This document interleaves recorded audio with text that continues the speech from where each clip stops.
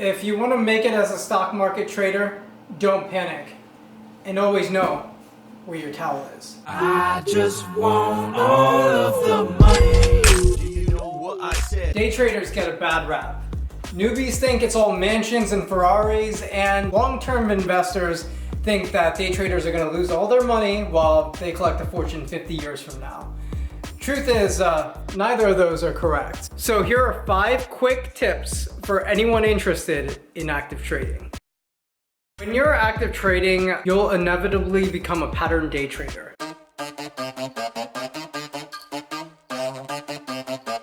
In the US, brokerages require a $25,000 minimum for pattern day traders.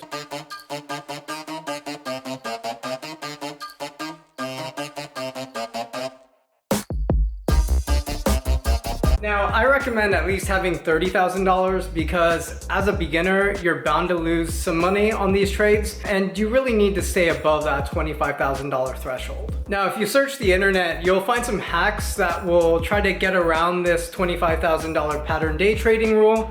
But truth be told, these will all set you up for failure. You could get lucky in the short run and have some trades that go in your favor, but if you expect to be a successful day trader in the long run, proper capitalization is a must. Risk management. This is actually super important. This is in fact how a lot of successful traders in the short run end up going broke in the long run. My biggest piece of advice is to have an exit strategy. Before you even place the trade, have your exit strategy in mind. For example, if you bought stock at 100, plan to be out if the stock hits $90 no matter what, or if the stock hits $110 no matter what. That way you have a set amount that you're aiming for to make or a maximum amount you're willing to lose. This will help you avoid heavy losses, which is crucial when you're a beginner. When I first started trading, my number was $200. I was willing to risk $200 either way. If I lost $200 for the day, I would sell my position. If I made $200 for the day, I would sell my position.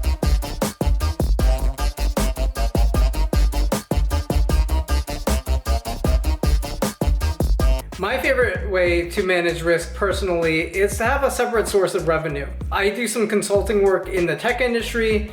This actually provides me with additional revenue, which allows me to make some riskier trades that you guys see on camera and not have to necessarily worry about the immediate result. In a way, having a separate source of revenue does make me a better trader because I'm not forced to sell in spots because I'm not necessarily as worried about the money. The gig economy provides a lot of flexibility, so you guys might be able to do the same. But we talking about practice, man. What are we talking about? Practice. Like anything else in life, practice makes perfect, and trading is no different here. Beginners should always start with paper trading.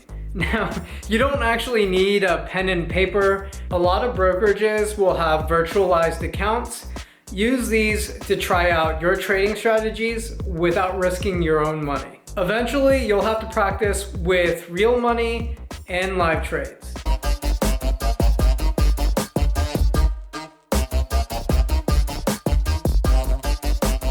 So in the financial space, everyone's trying to sell you a course, some at very ludicrous prices. Now, I recommend skipping all that and taking that money you would have spent on those courses and actually trading with your own live money. That's the best way to learn, and it's the only way to really test if you're going to be able to be a trader in the long run. So I got to where I am not by spending tons of money on courses or reading a whole bunch of overpriced books.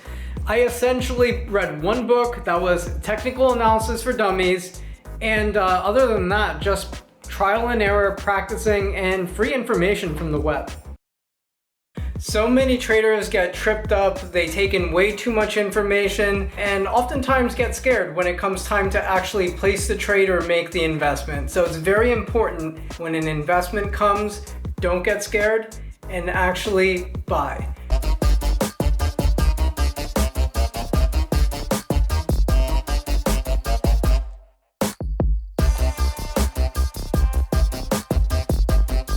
Remember, you will lose money a lot of the time, but if you can't get over your fear, you're always going to be, a seminar junkie or, you know, buy someone's course junkie. You have to get ready to risk your own money.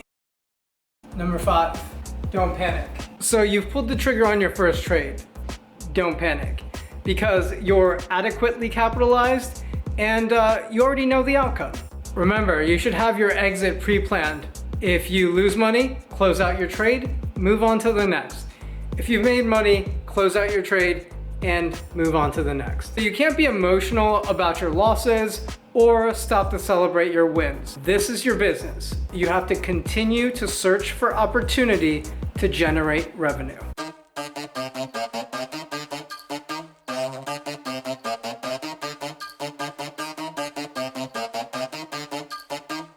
The trades that I interwove into this video are more indicative of day trades and not so much of those larger, higher risk trades that I take during earnings season.